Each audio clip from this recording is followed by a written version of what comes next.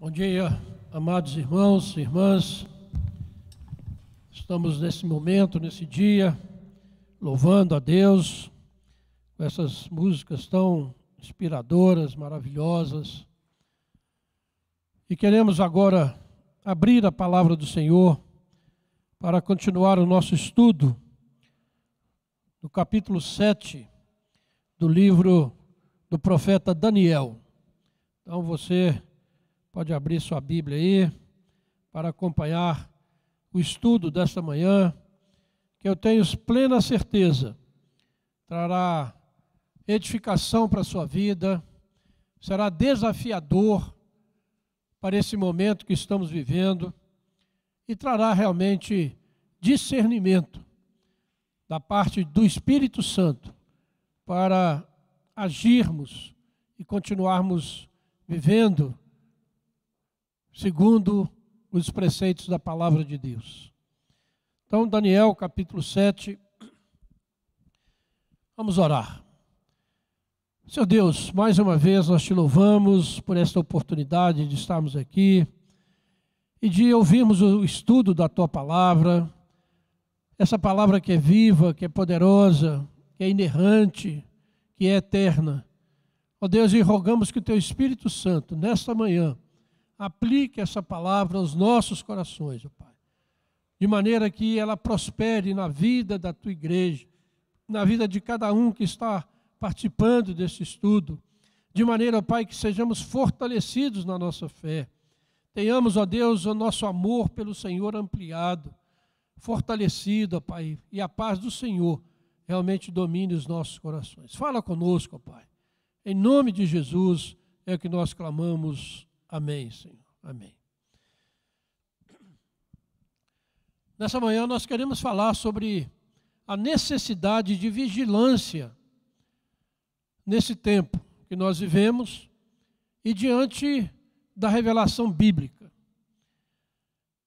O tema está baseado nos versículos 15 e 28. Nós vamos focar a nossa atenção hoje. Versículos 15 e 28 do livro do capítulo 7 de Daniel. Versículo 15 diz: Quanto a mim, Daniel, o meu espírito foi alarmado dentro de mim, e as visões da minha cabeça me perturbaram. Versículo 28. Aqui terminou o assunto.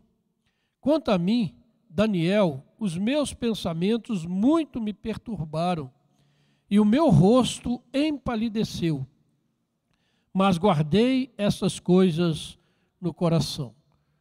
Uma outra passagem no capítulo 8, no verso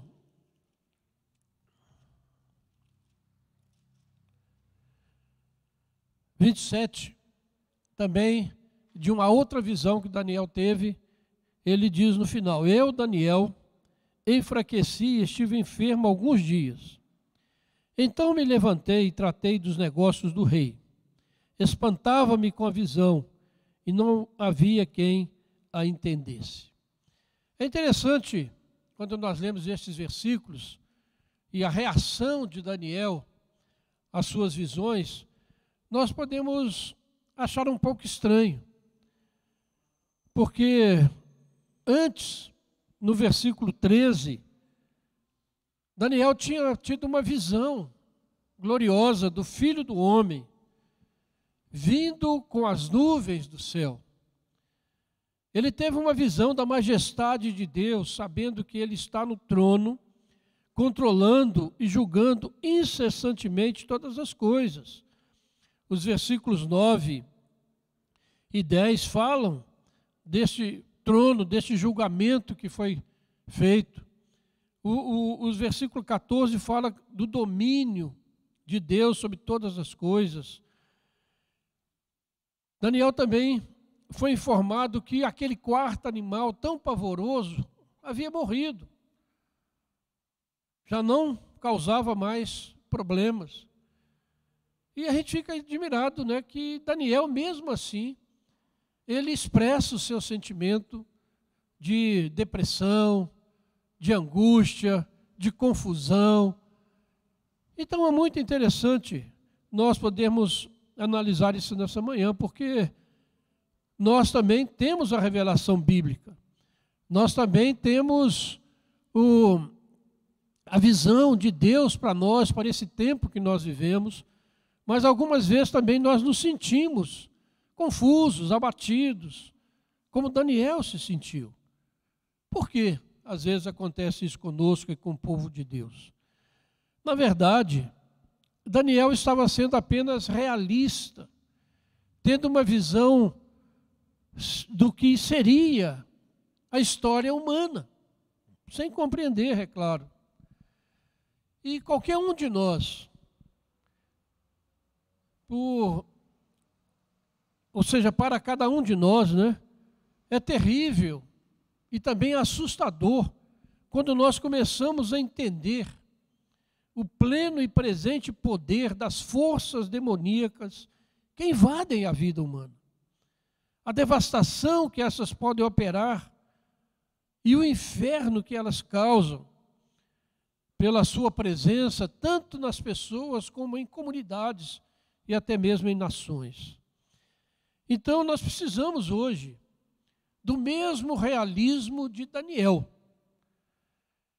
Nem um pessimismo paralisante e nem um triunfalismo vazio, mas um realismo baseado na revelação bíblica. Isso é que precisamos entender quando nós estudamos essa reação de Daniel. Precisamos entender o tempo, aquilo que Deus revela, mas nós não podemos nos deixar dominar pelo medo ou pelo pessimismo e nem criarmos um triunfalismo vazio, como muitos têm feito. Mas precisamos nos apegar à revelação bíblica. E uma pergunta que se levanta, e que muitos têm feito, é que será que a vinda de Jesus transformou a situação do mundo a tal ponto que já não precisamos mais participar de semelhante ansiedade e pesar por causa da destruição que o mundo pode causar? Nos dias atuais, muitos estudiosos afirmam que a partir da ressurreição de Jesus, o poder do mal foi tão amplamente destruído que já não há mais motivo para o cristão se preocupar com a sua extensão, devendo antes procurar cultivar uma atitude de alegria e serenidade e não de pesar. Sem dúvida, é uma posição confortável, é uma posição atraente, é uma posição que persuade as pessoas a seguirem. Mas nós precisamos olhar para a Bíblia e considerar aquilo que, especialmente o Novo Testamento, nos diz a respeito dessa questão. Primeira coisa, não há dúvida de que o mal é um poder derrotado. Foi derrotado na cruz de Jesus e que ele está a caminho do fim, da destruição total. Jesus Cristo já derrotou o poder que está por trás de toda a força maligna nessa terra. Na cruz, ele derrotou. Ali ele diz, está consumado. E Colossenses 2,15 diz que na cruz Jesus expôs os poderes das trevas à vergonha, triunfando sobre eles na cruz. Então precisamos crer nessa palavra que realmente Jesus é o vencedor no mal, no maligno. E o Novo Testamento expressa esse fato de um modo pitoresco, quando nos convida a ver que desde a vinda de Jesus, os poderes do mal foram expulsos da sua fortaleza celeste. Apocalipse 12, eu convido você a visitarmos esse texto. Apocalipse capítulo 12, do verso 7 ao verso 12, diz o seguinte: houve peleja no céu. Miguel e seus anjos pelejaram contra o dragão. Também pelejaram o dragão e os seus anjos. Todavia não prevaleceram. Nem mais se achou no céu o lugar deles. E foi expulso o grande dragão, a antiga serpente, que se chama Diabo e Satanás, o sedutor de todo o mundo. Sim, foi atirado para a terra, e com ele os seus anjos. Então ouvi grande voz do céu proclamando: agora veio a salvação, o poder, o reino do nosso Deus e a autoridade do seu Cristo, pois foi expulso o acusador de nossos irmãos, e o mesmo que os acusa de dia e de noite diante do nosso Deus. Eles, pois, o venceram por causa do sangue do Cordeiro e por causa da palavra do testemunho que deram. E mesmo em face da morte, não amaram a própria vida. Por isso festejai, ó céus, e vós os que neles habitais. E agora, ai da terra e do mar, pois o diabo desceu até vós, cheio de grande cólera, sabendo que pouco tempo lhe resta. Então essa passagem nos dá um quadro vívido da guerra no céu e o diabo sendo lançado fora do céu e jogado na terra. Isso então nos faz lembrar da afirmação do próprio Jesus, que disse que, em virtude da sua obra aqui na terra, da sua ação em favor dos eleitos de Deus, ele via Satanás caindo do céu como um relâmpago. Está lá em Lucas, capítulo 10, verso 18. Significa que isso se trata de uma perda radical da influência do poder do mal sobre esta criação, sendo este o primeiro efeito da obra de Cristo. Então, se Daniel soubesse mais detalhadamente como ocorreria o triunfo definitivo do Filho do Homem sobre o mal, talvez não tivesse passado por tanta depressão, nem teria permitido que as terríveis façanhas do último animal e do chifre pequeno absorvessem tanta a sua imaginação. Daniel viveu muito antes da vinda de Jesus e da obra de Jesus. Mas nós já vivemos há 2 milênios sabendo da obra redentora de Jesus na cruz, da vitória de Jesus sobre as forças do mal.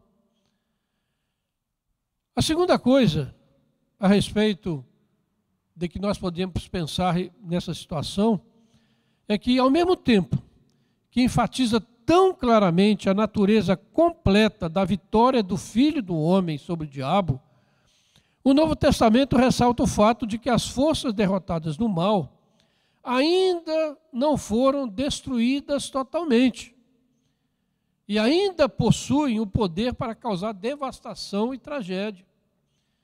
E que precisamos lutar em oração e jejum, vigiando a todo tempo, com temor e tremor. A gente se lembra da passagem de 1 Pedro 5, 5 a 9. Se você quiser ler aí também, é interessante. 1 Pedro, capítulo 5, versos 5 a 9, diz o seguinte: rogo igualmente aos jovens, sede submissos aos que são mais velhos. Outrocina o trato de uns com os outros, cingivos de toda a humildade, porque Deus resiste aos soberbos, contudo aos humildes concede a sua graça. Humilhai-vos, portanto, sob a poderosa mão de Deus, para que ele, em tempo oportuno, vos exalte, lançando sobre ele toda a vossa ansiedade, porque ele tem cuidado de vós. Sede sóbrios e vigilantes. O diabo, vosso adversário, anda em derredor, como leão que ruge, procurando alguém para devorar. Resisti-lhes firmes na fé, certo de que sofrimentos igual aos vossos estão se cumprindo na vossa irmandade espalhada pelo mundo. Portanto, é uma passagem que fala muito claramente dessa ação maligna e da necessidade do povo de Deus estar vigilante e resistir firmemente a esta ação maligna. Então, essa ação não cessou. E Apocalipse 12, é texto que nós já lemos, diz que Satanás foi expulso do céu e ele desceu à terra com a fúria ainda maior, resolvido a fazer coisas horríveis, antes de ser finalmente destruído pelo Senhor Jesus na sua segunda vinda. Então isso significa que, ao contrário do céu, que agora está livre desse inimigo, a terra deverá passar por um sério período de provações provenientes deste inimigo, ferido na sua maldade e na sua fúria. Isso, na verdade, tem acontecido desde a vinda de Jesus. E a Bíblia mostra que no final dos tempos, essa ação maligna se intensificará, conforme revela Apocalipse 20, 7 e 8, dizendo que Satanás foi solto da sua prisão e ele então voltará a enganar as nações, a seduzir as nações, para levantá-las contra o povo de Deus. É o que estamos vendo nesses dias. E eu não tenho dúvidas de que essa soltura de Satanás já aconteceu e ele está agindo nesses dias finais, tentando de todas as formas atingir a igreja, o povo de Deus. Então, irmãos, tudo isso nos faz lembrar das advertências de Jesus quanto a encararmos com mais seriedade os distúrbios que serão criados pelas potências malignas em todas as esferas que ainda ocupam à medida que se aproxima do fim. O sermão escatológico de Jesus, em Mateus 24, nos alerta muito sobre isso. Vede que ninguém vos engane, pois surgirão falsos cristos, falsos profetas, ensinando coisas totalmente pervertidas e tão fortes que, se não fosse a graça de Deus, enganaria os próprios eleitos. Por isso, aquilo que deprimia Daniel permanece hoje. Permanece nos nossos dias. O mal existente na terra ainda tem o poder de possuir e controlar pessoas, instituições e comunidades, a tal ponto que nunca podemos esquecer da advertência do próprio Senhor Jesus. Vigiai e orai. E também a passagem de Lucas, capítulo 21, que eu gostaria também de ler, para que você possa se situar bem aí nessa advertência de Jesus. Lucas, capítulo 21, versículo 34 em diante diz: acautelai-vos por vós mesmos, para que nunca vos suceda que o vosso coração fique sobrecarregado com as consequências da orgia, da embriaguez e das preocupações deste mundo, para que aquele dia não venha sobre vós repentinamente como um laço, pois há de sobrevir a todos os que vivem sobre a face de toda a terra. Vigiai, pois, a todo tempo, orando, para que possais escapar de todas estas coisas que têm de suceder e estar em pé na presença do Filho do Homem. Aleluia. Então, estamos falando hoje, dessa necessidade da vigilância, de estarmos alertas para o que está acontecendo ao nosso redor, sem tirarmos os nossos olhos da revelação bíblica. Então, essa vigilância é muito necessária.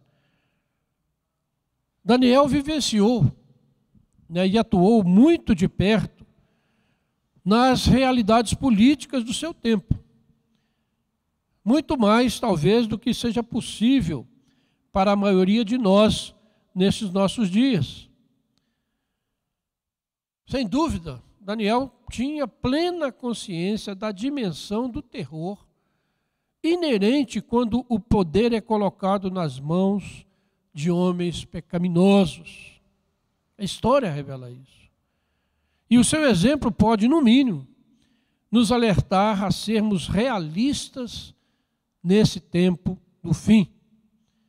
Devemos vigiar contra o mal, assim como vigiam os que estão pessoalmente em perigo.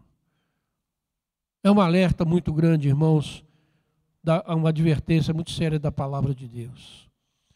Aquela visão da bestialidade em que estava envolvida a própria administração pública da Babilônia, talvez despertasse em Daniel algumas dúvidas quanto à sua própria participação nos negócios públicos. Ele fazia parte de um governo totalitário, cruel, violento. Ainda hoje, cada um de nós corre o risco de se envolver demasiadamente na luta em favor de alguma ideologia humana, em luta de poder, de riqueza, por posição social dentro da sociedade, que nos faça perder a visão do reino de Deus no meio do caos reinante no mar das nações. Essa é a grande advertência que precisamos prestar atenção, ter cuidado. Não podemos deixar que todos esses acontecimentos, que toda essa disputa, que todas essas ideologias desviem a nossa atenção do reino de Deus, desse reino que está presente. Não podemos nunca nos esquecer disso. A teologia que diz que o reino de Deus virá apenas durante 1000 anos, lá no futuro, está totalmente errada e cria uma igreja alienada, crentes vazios, crentes que não têm resistência. Porque o reino de Deus é uma realidade presente, ele existe paralelo aos reinos da terra. Ele se desenvolve no meio da humanidade, irmãos. E nós pertencemos a este reino. Vamos lembrar que Jesus disse que o reino dele não viria com visível aparência, mas estaria no meio de nós, estaria em nós, nos seus eleitos, nos seus filhos. Então não olhe apenas para os reinos do mundo, olhe para o reino de Deus presente, em você. Ou seja, todo o povo de Deus, a igreja, eu e você, somos a prova, ou não? Somos a prova da presença do reino de Deus no mundo. Será que o mundo vê isso? Será que você vê isso como igreja? Você vê a igreja? O povo de Deus como a presença real do reino de Deus no mundo? Quando a igreja se reúne, irmãos, quando a igreja se reúne para celebrar os sacramentos, para louvar a Deus, para ouvir a palavra de Deus, isso significa que o reino de Deus está ali presente, visível. Muitas vezes essa luta é travada de uma forma tão bestial, feroz e impiedosa, quanto ao que se passou diante dos olhos de Daniel, nessa visão descrita no capítulo 7 do seu livro. E nós, na semana passada, no estudo passado, nós vimos alguns detalhes deste reino maligno, deste império final, que na verdade já está presente no mundo, desde sempre, desde a vinda de Jesus principalmente, mas desde sempre, mas que no tempo final vai se intensificar a sua ação maligna. Lembrando que o diabo está cheio de fúria, porque sabe que pouco tempo lhe resta. E se nos comprometermos com ela, com essa visão, e ficarmos muito preocupados com ela, a tendência é ficarmos desumanizados no próprio decurso da luta, quer ganhemos ou não. E é isso, irmãos, que eu vejo acontecendo hoje por meio da internet. A presença do pecado na vida humana tem se manifestado em nossos dias, tanto por meio da mentira, as fake news, né?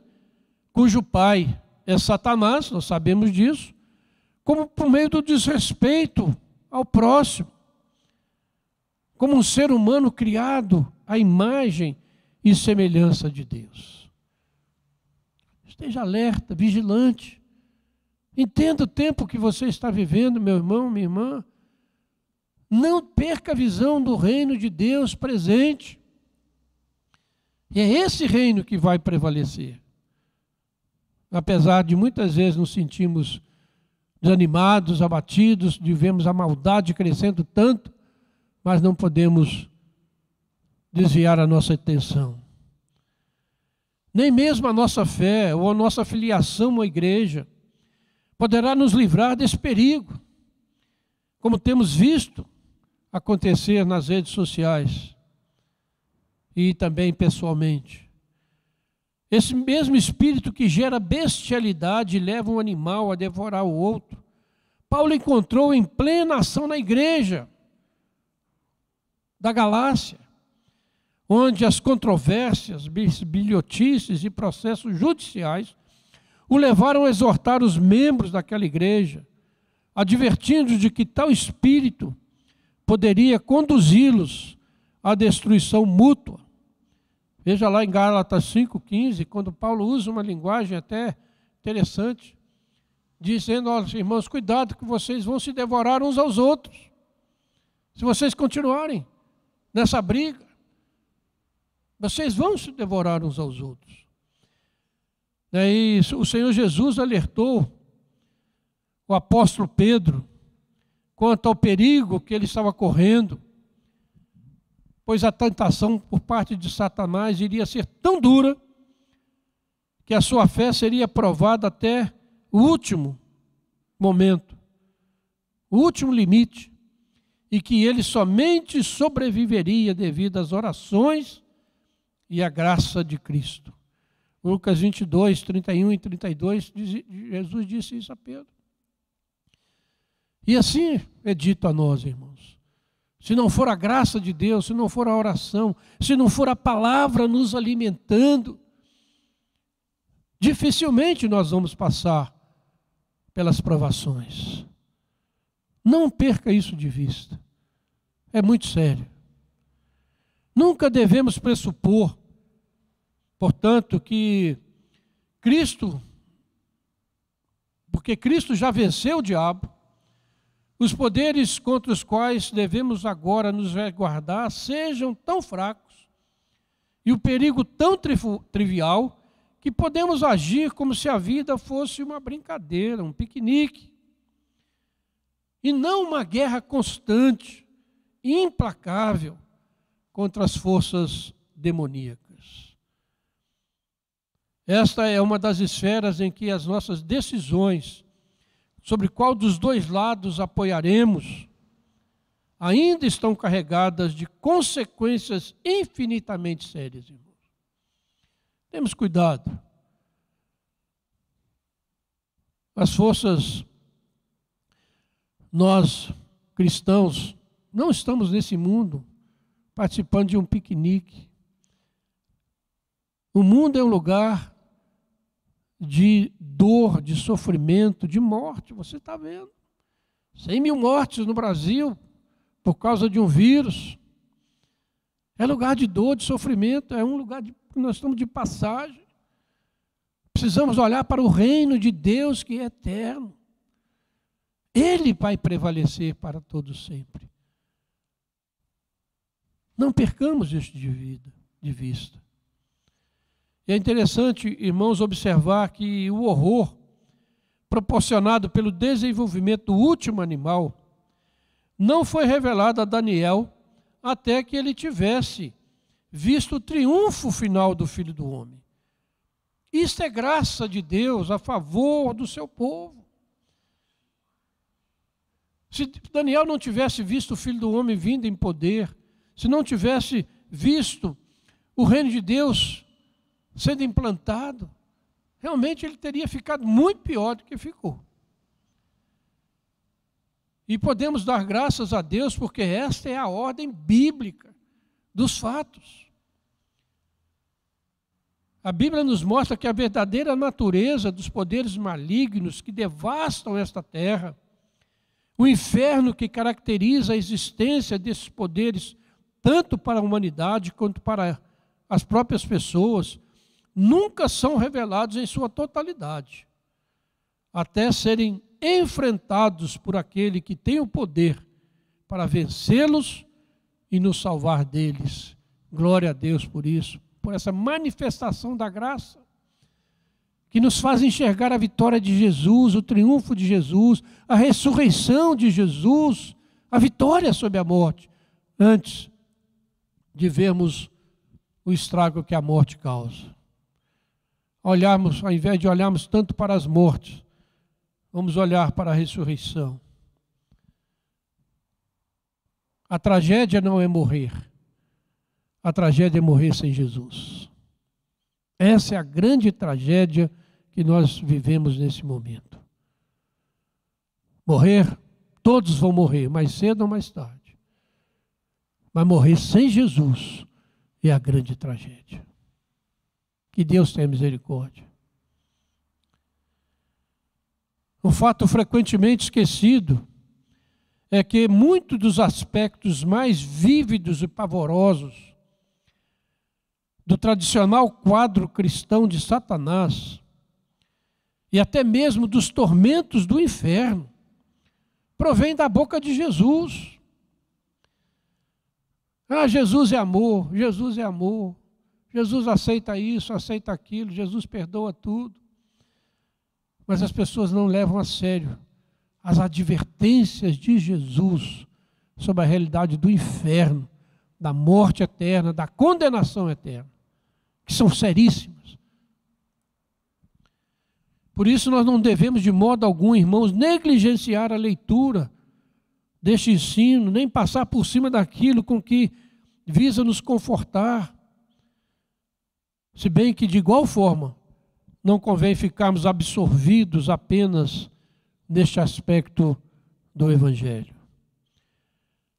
Perto do final da sua vida, o próprio Jesus colocou tudo dentro da sua verdadeira perspectiva. Ele diz: chegou o momento de ser julgado este mundo, e agora o seu príncipe será expulso. E eu, quando for levantado da terra, atrairei para mim todos para mim mesmo.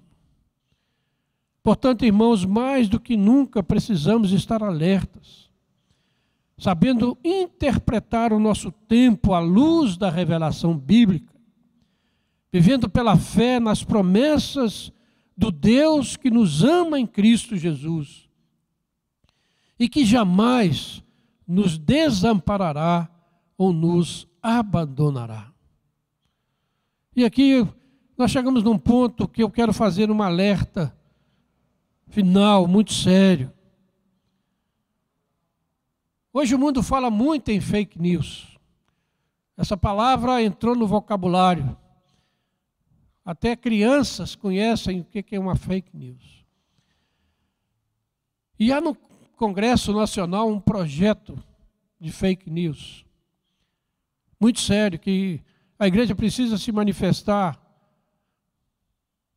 Os crentes precisam enviar recados para os seus representantes, porque essa lei, ela vem com um propósito muito claro, que ainda não foi revelado e nem discernido.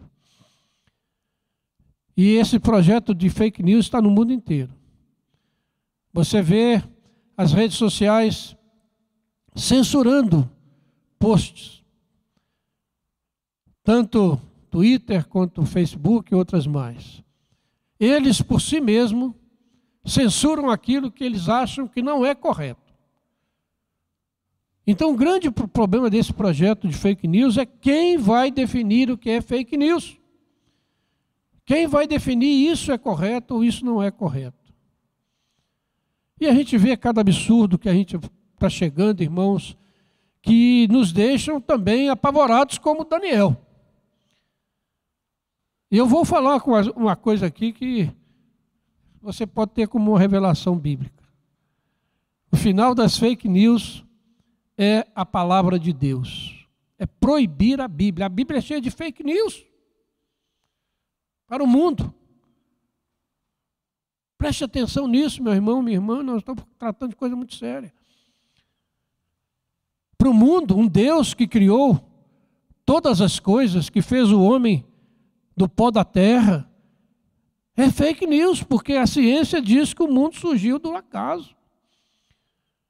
Que há uma evolução para chegarmos aonde nós somos hoje. Para o mundo e para aqueles que vão definir o que é fake news, dizer que Jesus nasceu de uma virgem, isso é absurdo, científico, impossível. Dizer que alguém ressuscitou dentre os mortos, na visão dos incrédulos, é fake news. Então, onde vai chegar? Se você colocar na internet que você crê num Deus que ressuscitou, você vai ser censurado. Porque você está espalhando algo errado. Se você ensinar para o seu filho que certas coisas são pecado, que certos comportamentos hoje tão admirados é pecado à luz da Bíblia, você vai ser proibido de ensinar isso, porque alguém vai dizer que isso é fake news. Irmãos, preste atenção. Nós estamos vivendo um momento terrível. Não só no nosso país, mas isso é no mundo. Então essa censura que aparece é bom mesmo, porque tem gente falando mentira, tem gente falando isso, tem. Mas se estão falando alguma coisa que é errado, a verdade vai prevalecer. Mas o objetivo final é calar a palavra de Deus, que é inerrante, que é eterna, que é infalível. E eles vão chegar a dizer isso. Como é que um Deus vai voltar aí sob as nuvens? Como é que alguém que morreu ressuscitou? Isso é impossível. Irmãos, acorde. É tempo de vigilância, é tempo de oração, é tempo de clamor a Deus. O cerco vai se fechando e a gente fala, realmente, temos que controlar, porque tem gente falando tanta bobagem, tanta besteira. Tem. Agora, existem leis já previstas para lidar com mentira, com coisas absurdas. O grande problema é esse: quem vai definir o que é verdade e o que não é verdade? Seríssimo, meus irmãos. Seríssimo. É o Congresso Nacional? Deputados e senadores que não temem a Deus? São os ministros do Supremo Tribunal Federal que vão dizer o que é fake news e o que não é fake news? Quem que vai decidir? Quem vai dizer o que a igreja deve pregar?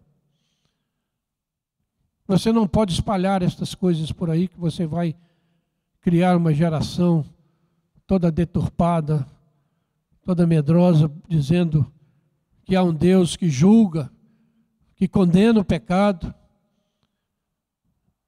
que há uma morte eterna, uma condenação eterna, e que Jesus Cristo morreu numa cruz para pagar os pecados. Se pecado não existe, então Jesus morreu em vão. Irmãos, é um tempo de alerta. É um tempo de buscarmos a Deus. Realmente, Daniel ficou apavorado, perturbado, a sua cabeça ficou a mil com aquelas revelações. E aquilo que nós estamos vendo revelado na palavra de Deus hoje precisa atrair a sua atenção. Mas você precisa, acima de tudo, olhar para o Senhor Jesus. Você precisa, acima de tudo, viver pela fé na revelação bíblica. O mundo pode dizer que a Bíblia é toda fake news, que tudo o que ela ensina não tem respaldo científico. Mas você não precisa viver por esses parâmetros. Você é alguém resgatado das trevas para a maravilhosa luz de Jesus. O Espírito Santo ilumina a sua mente, o seu coração, para que você enxergue tudo isso e ande na presença do Senhor. Não deixe de ver a presença do reino de Deus. Não tenha como a coisa pequena ou sem valor a ação maligna nesse mundo. Há uma ação maligna em todo o mundo. Esse império, esse quarto animal visto por Daniel, já disse isso na semana passada, está aí presente. Está aí dominando a situação. Então não leve como coisa simples e sem importância tudo isso. Lembre-se que Satanás usa pessoas para a maldade. Estejamos alertas, irmãos. Ouçamos o que diz, mais uma vez, aquilo que está em Lucas, capítulo 21. Quando Jesus adverte a nós. São palavras de Jesus. Tomem cuidado por vós mesmos, para que nunca vos suceda que o vosso coração fique sobrecarregado com as consequências da orgia, da embriaguez e das preocupações deste mundo, e para que aquele dia não venha sobre vós repentinamente como laço. Esse dia virá, diz Jesus. Ele há de vir sobre todos os que moram em toda a terra. E o verso 36, vigiai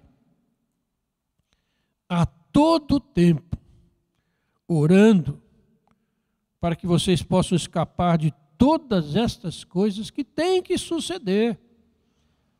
Tudo isso tem que suceder.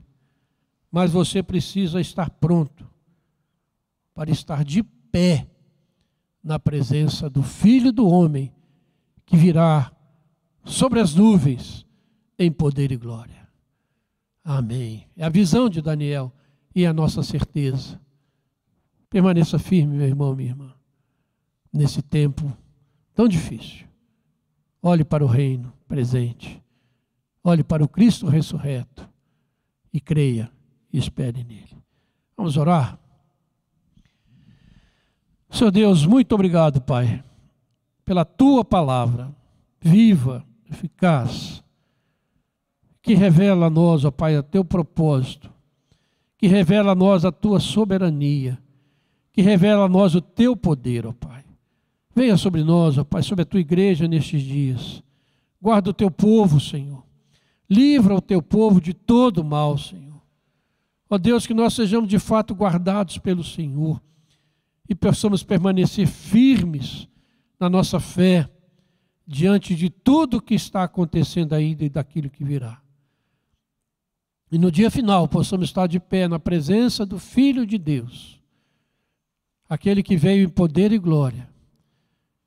E ouvimos dele as palavras: vinde benditos de meu Pai, entrai de posse do reino que vos está preparado desde a fundação do mundo. Aleluia. Oh Deus, abençoe a Tua igreja, o Teu povo. Abençoe aqueles que foram alcançados por esta palavra nesta manhã.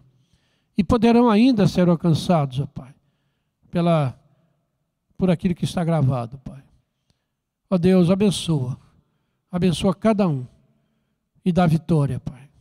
Que a alegria do Senhor seja a força do Teu povo neste tempo. E que nós, ó Deus, possamos caminhar vitoriosos para o reino eterno, Pai. Fica conosco. Abençoe o Teu povo nesse dia, Pai. Abençoe os pais, já oraram por eles, ó Pai.